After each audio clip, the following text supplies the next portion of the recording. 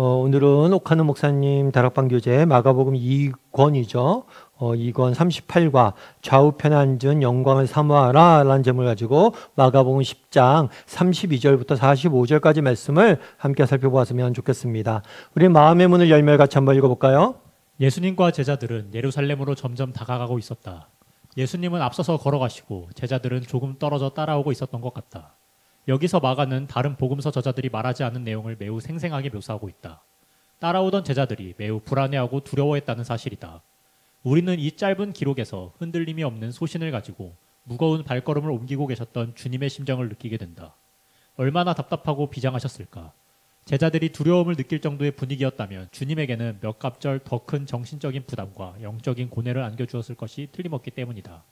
많은 사람을 위한 대속물로 스스로 생명을 버리기 위해 걸어가시는 주님의 모습을 한순간도 잊어서는 안 될 것이다. 오늘은 무엇을 배우게 되죠? 오늘은 무엇을 배우게 되냐면 십자가의 죽음과 부활에 대해서 배우게 돼요. 근데 이 십자가의 죽음과 부활은 우연히 일어난 사건이 아닙니다. 철저히 하나님의 계획 가운데 일어난 일이에요. 뿐만 아니라 예수님께서는 자기가 십자가에 죽기 전에 이미 3번에 걸쳐서 이것들에 대해서 예언을 해둡니다. 오늘은 마지막으로 3번째 예수님께서 십자가의 죽음과 부활에 대해서 예언하셨던 이야기에 대해서 기록해 두었어요. 그래서 십자가의 죽음과 부활이 우연히 일어난 사건이 아니고 하나님 뜻에 이루어진 사건이고 이것들을 실제로 예수님께서 예언하시는 3번째로 예언하시는 오늘 본문을 통해서 살펴보는데 이 예언을 통해서 우리가 배울 수 있는 점은 무엇인지 이걸 통해서 알 수 있는 점은 무엇인지 함께 나누고 또 기도하는 시간이 되었으면 좋겠습니다. 1번 문제 같이 한번 읽어볼까요? 예수님의 뒤를 따라가던 제자들이 놀라고 두려워한 원인은 무엇인가? 예수님의 태도나 말을 주의해서 살펴보라. 예수님은 지금 제자들과 또 많은 사람들과 함께 예루살렘으로 향하고 있었습니다. 성경을 보면 우리가 예루살렘을 방문하시는 경우들을 많이 보게 돼요. 그런데 이번 방문은 특별함이 있었습니다. 왜 특별함이 있었을까요? 마지막 방문이었기 때문이에요.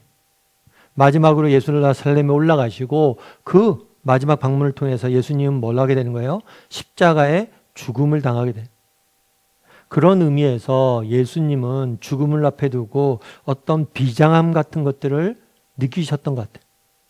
그러니까 예루살렘으로 올라가는 예수님의 모습 속에서 비장함 같은 것들이 느껴졌던 것 같아요. 그래서 예수님이 그들 앞에 서서 가시는데 그들이 놀라고 다른 자들이 뭐 했다고 그랬어요? 두려워했다라고 표현하고 있어요. 아마 예수님이 이번에는 그동안 계속해서 예루살렘 왔다 갔다 했지만 이번에는 뭔가 특별히 죽음을 앞에 둔 예수님의 비장함을 느끼고 사람들이 놀라고 두려워했다라고 성경은 이야기하고 있습니다. 그러자 예수님께서 다시 12제자만을 데리고 가셨어요. 그래서 예수님이 십자가와 부활에 대해서 3번에 걸쳐서 예언을 하십니다. 그런데 이 예언 같은 경우에는 특별히 12제자에 대해서 한정해서 말씀하셨어요. 아무래도 그 당시 이 십자가의 부활에 대해서 이야기할 때 12제자조차도 제대로 된 이해를 하지 못했습니다. 따라서 무리를 대상으로 이런 얘기를 한다면 더 이해를 하지 못했겠죠. 그런 면에서 예수님의 제자들, 그러니까 12명의 제자들만 데리고 간 이유는 이해를 돕기 위해서 그런 것도 있을 거예요.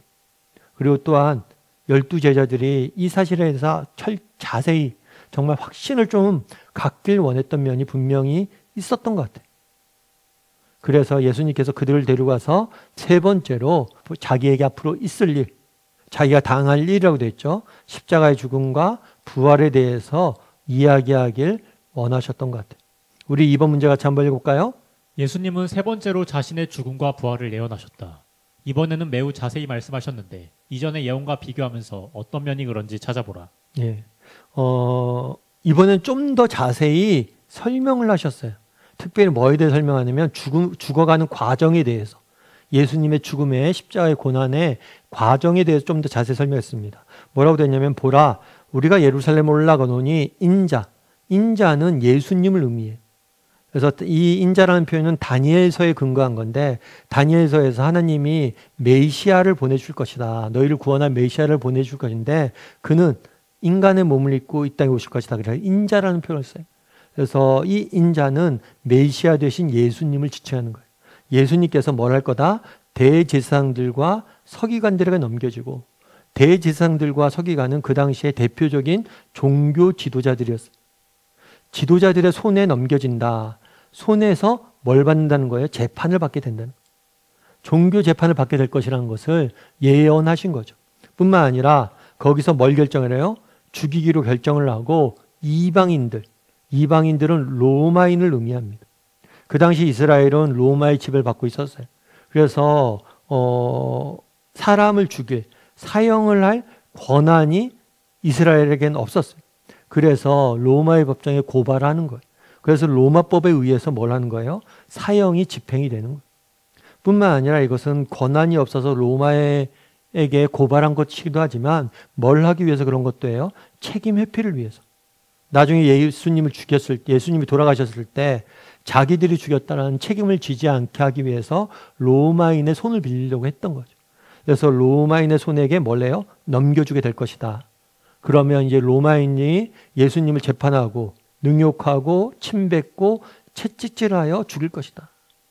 그래서 죽음의 과정 속에서도 능욕을 당하고 조롱을 받고 정신적으로 육체적으로 깊은 큰 고난을 당한 다음에 죽음을 당하게 될 것이다 라는 사실을 자세히 기록해 둡니다. 뿐만 아니라 뭐라고 얘기했어요? 그는 3일 만에 살아나게 될 것이다. 그래서 굉장히 자세히 예언하고 있는 모습들을 보게 돼요. 그럼 여기서 알 수 있는 건 뭘까요? 여러분, 이것은 우연히 일어난 일이 아니란 거예요.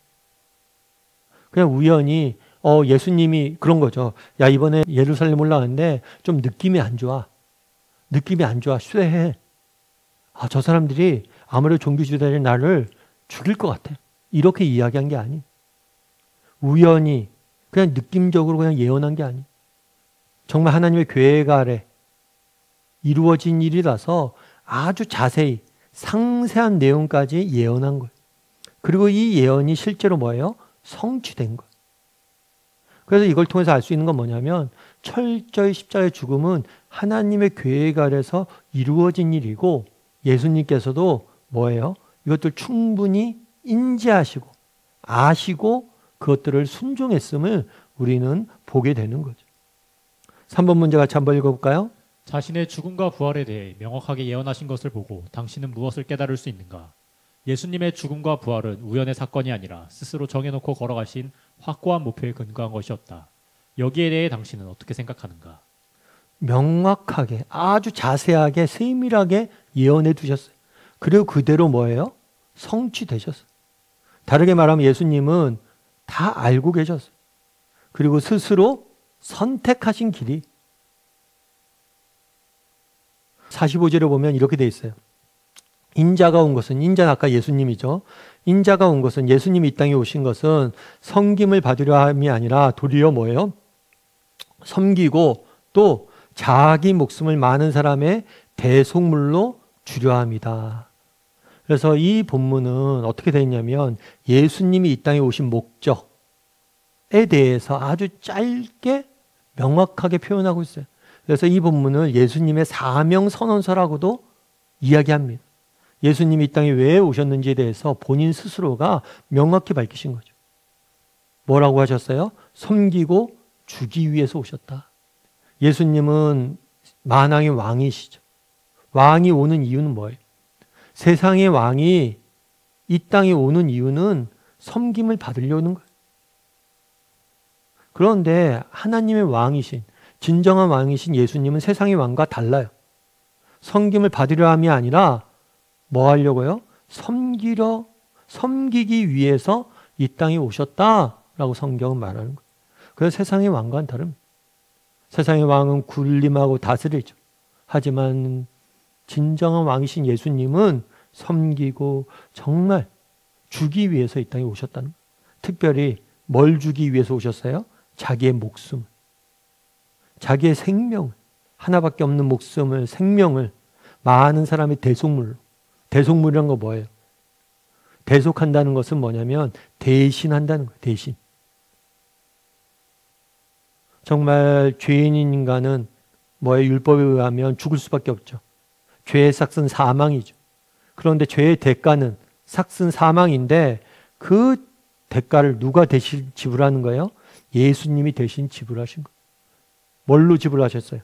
자신의 목숨으로. 내게 가장 소중한 것을 가지고 목숨으로 대신 지불하신 거예요.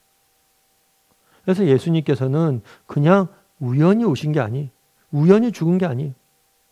정말 하나님, 정말 계획 아래, 정말 스스로 선택해서 순종해서 뭐란 거예요? 이 땅에 오시고 우리를 대신해서 죽으신 거. 여러분들은 이에 대해서 어떻게 생각하세요? 여러분, 이 일이 쉬운 일일까요? 여러분, 누군가를 대신한다는 것, 이게 쉬운 일만은 아니잖아요. 우리도 가끔 그러죠. 우리 아이들에게 예를 들어서 청소 같은 거 할 때 그런 걸 쓰죠. 형한테 아니면 언니한테, 야, 동생 방 치우는 것 좀 도와줘라. 동생 방에서 뭘 해라. 그럼 뭐라고 그래요? 아, 내가 왜 하냐고. 동생 방 지가 해야지. 여러분, 같은 형제고 같은 자매인데 다른 사람의 일을 대신해 주는 거 쉬운 일 아니에요. 그런데 단순히 일 조금, 무엇 조금 해주는 게 아니잖아요. 대신 내 생명을 주는 거죠. 여러분, 이게 쉬울까요? 여러분, 또 예수님께서 이 땅에 오신 이유가 뭐예요? 우리를 대신해서 죽기 위해서 오셨다죠. 그럼 예수님의 심정은 어땠을까요? 여러분 예를 들어서 여러분이 시한부 인생이 됐다고 생각해 보세요. 석 달 뒤에 여러분들이 죽는다고 생각해 보세요. 여러분 하루하루가 정말 얼마나 힘들겠어요. 웃어도 웃는 게 아니겠죠. 정말 시한부 인생이라면 정말 답답하게 하루하루를 살아가야 될 거예요. 예수님은 평생을 그렇게 사신 거예요. 예수님이 누구세요? 하나님의 아들이잖아요. 죽을 이유도 없고 죽을 경험도 없고 죽음을 경험할 이유도 없고 죽어야 할 이유도 없고 죽음과 완전히 무관하신 분이. 그런데 우리를 대신해서 죽기 위해서 오셨다. 여러분, 이게 얼마나 놀라운 일인지 알아야 돼요. 우리 인간은 누구나 죽죠. 그래서 언젠가 우리 죽겠지 이렇게 막연히 생각을 해요. 그런데 하나님의 아들은 아니잖아요. 그래서 여러분 한번 나눠보세요. 예수님께서 정말 우리를 대신해 죽기 위해 오셨다 했을 때 예수님의 심정은 어땠을까? 예수님은 어떤 마음을 가지고 사셨을까? 이 부분에 대해서 여러분 좀 나눠보세요. 다락방에서. 각자 어떻게 생각하는지. 4번 문제 같이 한번 읽어볼까요? 놀라운 일은 예수님이 자신의 죽음과 부활을 예언하실 때마다 제자들이 이상한 언행을 했다는 것이다. 이번에는 야고보와 요한이 그랬다. 그 둘이 무슨 말을 했는지 설명하라. 그리고 첫 번째 예언과 두 번째 예언 때에는 어떤 일이 있었는지 간단하게 말해보라. 네. 이게 뭐냐면 예수님은 자신의 죽음과 부활에 대해서 비장하게 말씀하시잖아요. 그런데 이 부분에 대해서 제자들은 제대로 이해하지 못했어요. 이해하지 못하니까 예수님의 그 비장함에 대해서 공감하지 못했던 거예요. 전혀 다른 반응을 보이고 있었다는 거죠. 오늘 본문에서 뭐라고 되어 있냐면 세베대의 아들 야고보와 요한, 이 야고보와 요한은 12제자 중에서 한 명이죠. 그리고 특별히 이들은 형제예요. 이 야고보와 요한이 예수님에게 찾아왔어요. 다른 복음서에 보면 어머니와 함께 찾아와서 어머니가 부탁했다고 표현을 해요. 아마 제자들과 함께 무리들이 같이 가고 있었는데 그 무리 중에서 야고보 형제와 야고보 요한 형제와 어머니가 같이 왔던 것 같아요. 선생님이요, 예수님에게 얘기한 거죠. 예수님, 무엇이든지 우리가 구하는 바를 우리에게 주길 원하다이다. 부탁이 있는데 예수님, 부탁 좀 들어주세요. 좀 힘들지 모르지만 들어주세요. 그랬더니 예수님 뭐라고 했어요? 무엇을 하길 원하느냐? 라고 이야기했어요. 그랬을 때 주의 영광 중에서 우리를 하나는 주의 우편에 하나는 좌편에 앉게 해달라고. 그래서 그 당시에 고대사회에서는 왕의 오른쪽 우편, 이것에 앉는 것은 가장 영광스러운 자리라고 알려져 있어요. 그러니까 신하들 중에서 왕이 우편에 있다, 그건 가장 영광스러운 자리에 앉는 거예요. 그 다음이 바로 좌편이에요. 그래서 하나님 좌우편에, 정말 예수님 좌우편에 우리를 앉게 해주는 그런 영광을 자기들이 누리게 해달라고 이야기한 거죠. 그렇다면 왜 이런 얘기를 했을까요? 그 당시에 제자들은 어떤 생각을 갖고 있었습니까? 어떤 생각을 갖고 있냐면 메시아가 오실 것이다. 구약 시대 때 메시아가 오실 것이라고 얘기했잖아요. 메시아가 오시면 영원한 하나님 나라를 세울 것이다 라고 얘기를 했어요. 그래서 뭐라고 생각하냐면 이제 예수님 메시아니까 이 땅에 영원한 하나님 나라를 세울 거야. 로마를 물리치고 이 이스라엘의 영원한 하나님 나라를 세울 거야. 그래서 그들은 이 나라를 육적인 나라, 세상 나라와 같은 나라로 생각을 한 거예요.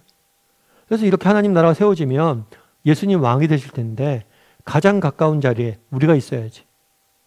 우리가 헌신했고 수고했으니까. 그런 마음으로 이야기한 거예요. 그런데 이것은 단순히 야고보와 요한뿐만이 아니에요. 모든 제자들이 동일한 마음을 갖고 있었던 것 같아요. 어떻게 할 수 있냐? 이전에 예언했을 때 뭐라고 했냐면 첫 번째로 십자가의 죽음에 대해서 예언했을 때 십자가의 죽음에 대해서 예언했을 때 베드로가 뭐라고 그랬어요? 항변했다, 말렸다라고 이야기해요.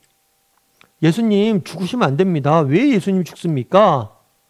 죽는다니요. 예수님 메시아 아닙니까? 메시아가 왜 죽습니까? 하나님 나라를 이 땅에 세워야지. 말렸다라고 이야기해요. 그리고 두 번째로 예언했을 때 뭐예요? 제자들끼리 토론을 했어요. 뭘 토론했냐면 누가 크냐, 누가 더 큰지를 토론을 했어요. 왜 이런 토론을 했을까요? 이제 하나님 나라가 완성될 거잖아요. 하나님 나라가 도래될 거잖아요.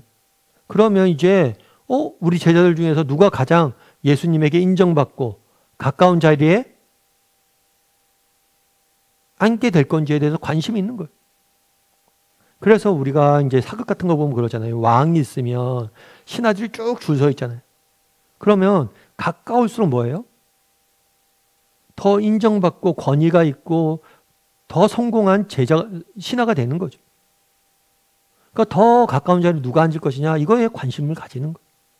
그래서 제자들은 어떻게 생각한 거예요? 예수님은 정말 십자가의 죽음과 부활에 대해서 이야기를 하는데 제자들은 이제 예수님이 예루살렘에 들어가면 이제 하나님 나라를 세우실 것이다. 그리고 많은 사람들이 따르니까 야 이제 로마로부터 독립을 하고 하나님 나라를 이 땅에 세울 거다. 이스라엘 왕국을 세울 거다. 이런 생각으로 들떠 있었던 거예요. 전혀 반대되는 생각을 했던 거죠. 왜 그랬을까요? 정말 예수님의 그 십자가의 죽음과 부활에 대해서 이해하지 못했기 때문에. 어쩌면 이해하지 못했던 건 뭐냐면 관심이 다른 데가 있기 때문에 안 들리는 거죠. 관심이 정말 이 땅에 하나님 나라가 세워진다고 자기들 선입견에 딱 갇혀져 있으니까 예수님이 십자가에 죽는다고 해도 안 들리는 거죠. 5번 문제 같이 한번 읽어볼까요? 야고보와 요한을 비롯한 제자들의 언행을 보며 당신은 무엇을 느끼는가? 특히 예수님의 고독과 제자들의 영적인 무지를 중심으로 생각해보라. 네. 여러분은 어떤 걸 느끼세요? 제자들의 언행을 보면서. 예수님은 지금 십자가의 죽음 앞에 두고 비장한데 제자들은 뭘 하는 거예요? 다른 쪽을 바라만 보고 있는 거죠. 영적인 무지에 빠져 있는 거죠. 그러니까 왜 안 들렸을까? 어쩌면 그들의 관심이 이 땅의 것들에, 세상의 것들에만 맞춰져 있어서 그럴 수도 있죠. 그래서 한번 여러분들 무엇을 느끼는지 한번 나눠보면 좋을 것 같아요. 그런데 우리가 한 가지 기억할 것이 있어요. 그것은 이런 모습이 제자들만의 모습은 아니란 거예요. 6번 문제 같이 한번 읽어볼까요? 당신도 한때 제자들과 별다른 차이가 없는 사람은 아니었는가? 당신은 언제부터 십자가의 은혜를 제대로 알게 되었는지 그때를 전후해서 생각해보라. 당신도 한때 제자들과 별다른 차이가 없는 사람 아니었는가? 한때라고 문제는 되어 있지만 지금도 제자들과 별반 차이가 없진 않은지 점검해 볼 필요가 있어요. 여러분 그렇죠. 그날에 예수님 뭘 했어요? 십자가의 죽음에 대해서 이야기를 하는데 제자들은 뭘 관심 있었어요? 우편, 영광, 특별히 이 땅의 영광에 관심이 있었죠. 세상 나라에 관심이 있었죠. 그럼 우리는 어때요? 우리는 정말 예수님 믿잖아요. 예수님 믿는데 이 땅에서 정말 살면서 우리가 해야 될 이 땅의 것들이 있죠. 이 땅의 것들. 우리는 이 땅에 살아가니까 이 땅의 것들이 우리에게 필요하기도 하고 이 땅에서 우리가 성취해야 될 일들도 있고 그런데 이 땅의 것들과 하나님 나라, 하늘나라 여러분 둘 중에 어디에 더 관심이 있으세요? 정말 이 땅의 것들을 이루고 성취하고 이 땅의 것들을 누리는 데 관심이 있어요? 아니면 정말 영적인 것들, 이 땅에 하나님 나라가 세워지고 정말 이 땅에 하나님 나라가 선포되어지고 복음이 전파되어지고 이런 영적인 것들에 관심이 있냐는 것. 우리의 관심이 어디에 있느냐는 것. 이것들 한번 점검해 볼 필요가 있죠. 그럼 어떻게 알 수 있을까요? 내 관심이 어디에 있는지. 여러 가지 방법이 있지만 여러분 우리 주기도문 배우잖아요. 우리의 기도를 한번 점검해 보세요. 정말 예수님이 기도를 가르칠 때 먼저 뭘 위해서 기도하라고 했어요? 하나님을 위해서 기도하라고 했죠. 하나님의 주권과 통치와 섭리에 대해서 하나님의 이름과 하나님의 나라와 하나님의 뜻을 위해서 기도하라고 그러는데 먼저 기도하라고 그러는데 우리의 기도를 보면 정말 세상적인 필요나 이런 것들에 우리의 기도의 초점이 맞춰져 있지는 않은지 우리의 관심사가 맞춰져 있지는 않은지 한번 정직히 한번 점검해 볼 필요가 있어요. 오늘 제자들의 모습을 보고 여러분들이 제자들 어떻게 이럴 수 있느냐 라고 이야기할 수 있지만 우리도 제자들과 별반 다른 게 거의 같을 수도 있죠. 다르지 않을 수도 있어요. 우리의 관심이 언제나 늘 이 땅의 것들 맞춰져 있지는 않은지 하나님 나라의 일들에 맞춰져 있는지 한번 점검해 볼 필요가 있는 거죠. 7번 문제도 같이 한번 읽어볼까요? 두 제자는 도무지 어울리지 않는 분위기에서 왜 이런 말을 했을까? 어떤 이는 그들이 예수님이 부활하신 다음에 얻을 영광에 대해 강한 믿음과 소망을 가지고 있었기 때문에 그런 요구를 하였다고 해석한다. 당신은 이에 대해 어떻게 생각하는가? 일단은 그렇게 생각할 수 있을 것 같아요. 그러니까 두 제자가 요구했잖아요, 지금요. 요구했는데 이것은 긍정적인 면과 부정적인 면이 같이 있는 것 같아요. 일단 앞서 우리가 부정적인 면은 살펴봤죠. 부정적인 면은 뭐예요? 너무 이 땅에 세상 나라에 관심이 있는 거죠. 하나님 나라가 이 세상에 세워질 나라라고 생각을 해서 관심을 갖고 이렇게 바라봤던 것. 그래서 십자가의 죽음과 부활에 대해서 깨닫지 못하고 정말 죽음 앞에 있는 예수님의 심정을 이해하지 못하고 예수님과 공감하고 예수님을 위해서 기도하지 못했던 면들이 있죠. 그런데 긍정적인 면도 있어요. 그건 뭘까요? 긍정적인 면은. 긍정적인 면은 그들이 잘 이해하지 못했지만 하나님 나라에서 온전히 이해하지 못했지만 어떤 열망이 있었던 거예요? 내가 정말 그 나라가 되면 하나님 나라를 추구하는 거예요. 그 나라가 되면 내가 정말 그 나라에서 의미 있고 가치 있게 정말 쓰임받고 싶다. 내가 그 나라에서 하나님 나라에서 정말 인정받고 싶다. 이런 생각들을 갖고 있어. 이런 면에서는 뭐 한 거예요? 긍정적인 면이 있는 거예요. 내가 하나님 나라에서 뭐예요? 인정받고 싶다. 그래서 우리가 가끔 그런 얘기를 합니다. 어떤 분이 그런 얘기를 했다고요. 그리스도인들은 겸손에 대해서 오해하고 있다. 그러면서 그런 얘기를 한다는 거예요. 목사님 전 천국에 가기만 하면 좋죠. 뭐 천국에서 맨 뒷자리에 앉으면 어떻습니까? 천국에 들어가기만 하면 좋죠. 그래서 마치 겸손한 것처럼 이야기를 한다는 거예요. 그런데 정작 그런 사람들 말을 들여다보면 이 땅에서는 제일 높은 자리를 앉는 걸 좋아한다는 거예요. 천국 좋은 곳이죠. 뒷자리만 앉아도 좋아요. 정말 천국에 저는 끝자리만 있으면 좋아요. 들어가기만 해도 좋아요. 이런 생각을 갖고 있냐는 거예요. 아니면 내가 정말 천국에 가는 걸로 나 만족 못해. 정말 하나님 앞 나라에 가서 하나님 앞에 내가 인정받고 싶어. 천국에서 앞자리에 앉고 싶어. 정말 하나님 나라 갔을 때 하나님 앞에 진짜 내가 인정받고 싶어. 이런 열망들이 있냐는 거예요.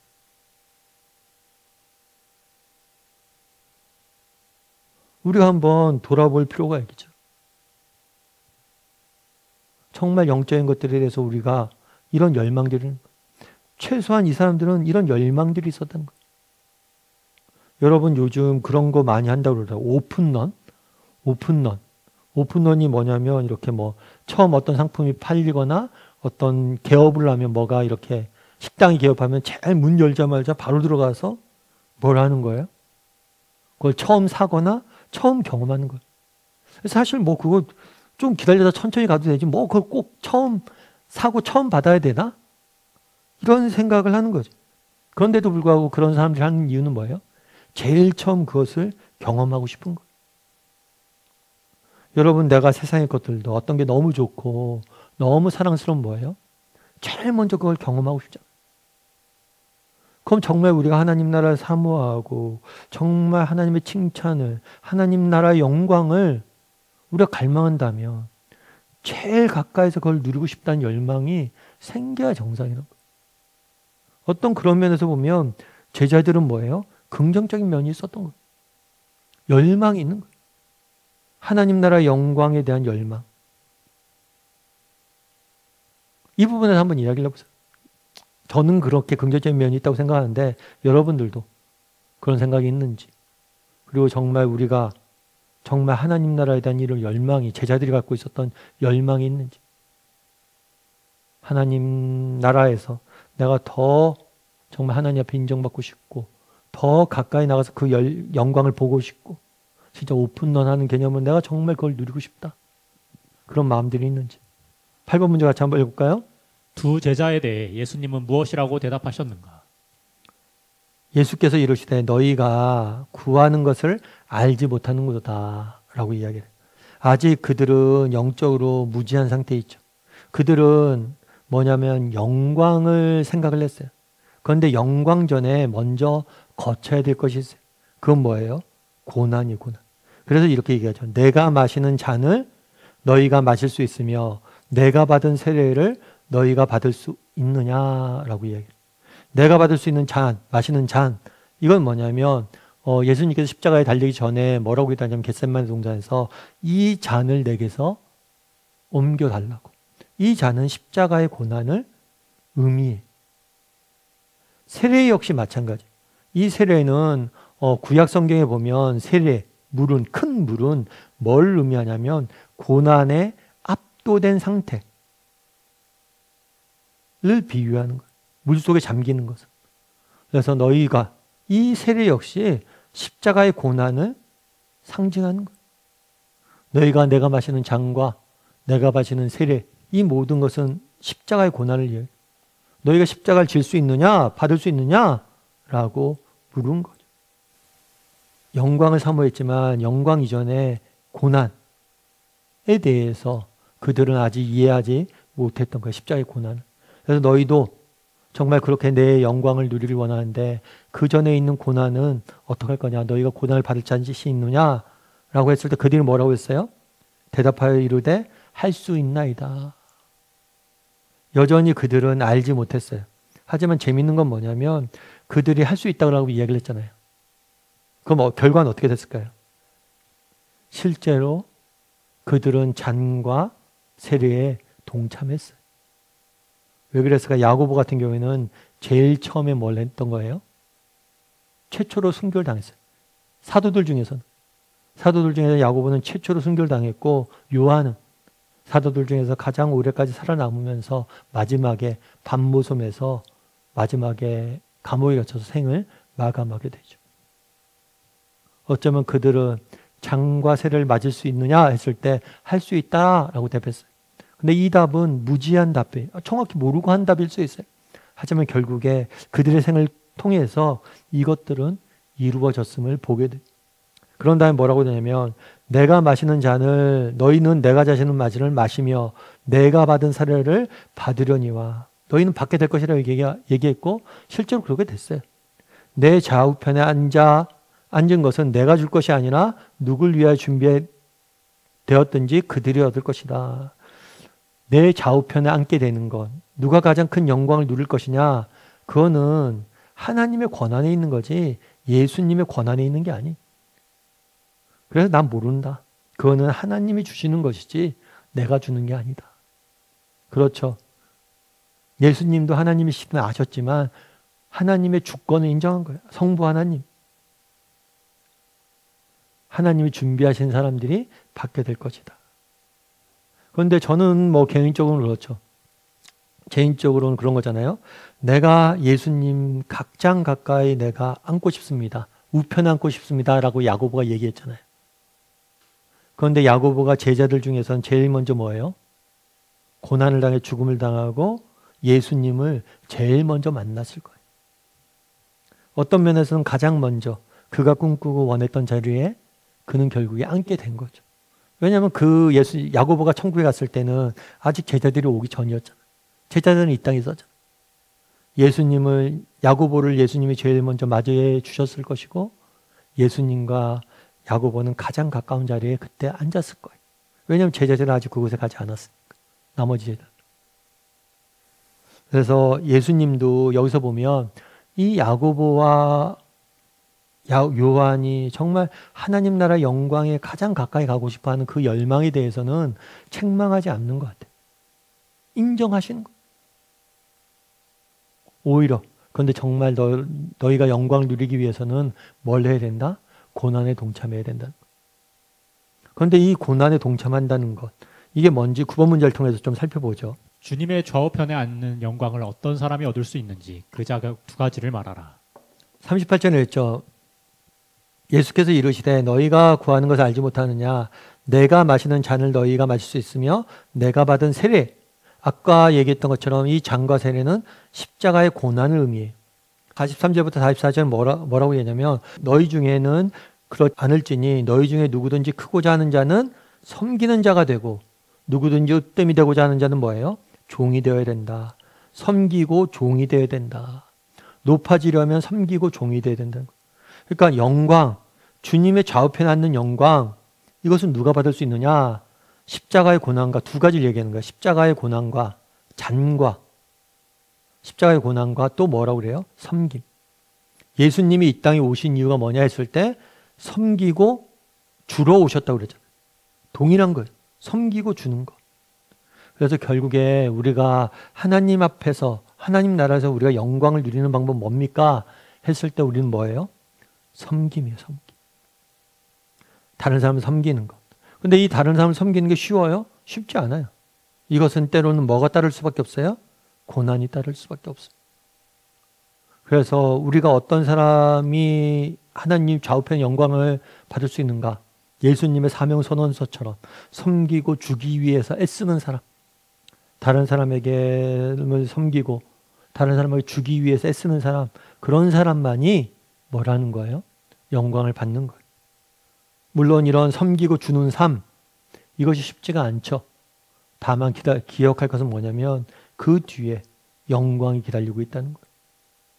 그래서 우리가 정말 하나님의 영광을 좀 사모해야 돼. 그럼 그 영광을 사모해서, 그럼 우리가 노력을 해야 될까? 사모했으면 어떤 노력을 해야 되냐? 섬기고 주는 삶을 살아야 돼. 섬기고 주는 삶을 사는 사람에게 그 영광은 뭐예요? 주어지는 것. 그래서 우리가 하늘나라의 영광을 사모하는 사람이 되었으면 좋겠고, 그것들 사모함으로 이 땅에서 뭐 하는 사람이 되어야 돼요? 섬기고 주는 사람이 되어야 돼요. 삶의 열매를 거두며 같이 한번 읽어볼까요? 우리는 두 제자의 욕심스럽고 바보 같은 요구를 비난할 때가 많다. 그러나 그들이 주님이 주시는 영광의 상을 사모한 것에 대해서는 높이 평가해야 할 것이다. 단지 지불해야 할 대가를 생각지 않고 욕심을 부렸다는 것이 어리석었을 뿐이다. 오늘날 많은 성도들이 주님이 주시는 상에 대한 바람조차 없는 것을 보게 된다. 더욱이 어떤 대가를 지불한다는 상상조차 할 수 없다. 한마디로 야고보와 요한보다 더 못한 사람들이다. 세상의 영광은 신기루와 같다. 성도는 하늘의 영광과 상을 소망하며 헌신의 삶을 살아야 한다. 단순히 구원이나 얻으려고 해서는 안 된다. 진짜 구원을 받은 사람이면 상을 얻는 일을 양보하지 않을 것이다. 그렇게 하기 위해 필요한 대가를 즐거운 마음으로 지불할 것이다. 주를 위한 고난을 피하지 말고 주를 섬기기 위해 낮아지는 생활을 거부하지 말아야 한다. 당신은 두 제자처럼 예수님의 좌우편에 앉는 영광을 구하고 싶은 마음이 있는가? 그래서 그 영광을 얻기 위해 필요한 자격을 얻고 싶은 마음이 있는지 솔직하게 이야기해보자. 네. 단순히 진짜 구원을 받은 사람은 상을 얻는 일을 양보하지 않는다. 그렇게 하기 위해 필요한 대가를 즐거운 마음으로 지불할 것이다. 라고 이야기를 했어요. 그래서 우리에게도 두 제자처럼 영광을 사모하는 마음이 있는지, 또 그 영광을 얻기 위해서 어떤 희생도 내가 감수하겠다는 그런 다짐이 있는지, 각오가 있는지 한번 솔직하게 이야기를 나눠보세요. 이거 한번 솔직하게 나눠보지. 필요가 있겠죠. 그래서 정말 하늘의 영광을 사모할 수 있는 사람들이 되었으면 좋겠어요. 그리고 또 그 영광의 길이 눈앞에는 어렵고 힘들 수 있지만 그 뒤에 기다리는 영광이 있음을 기억하고 그 길을 걸어갈 줄 아는 저나 여러분이 되기를 주님의 이름으로 소원합니다.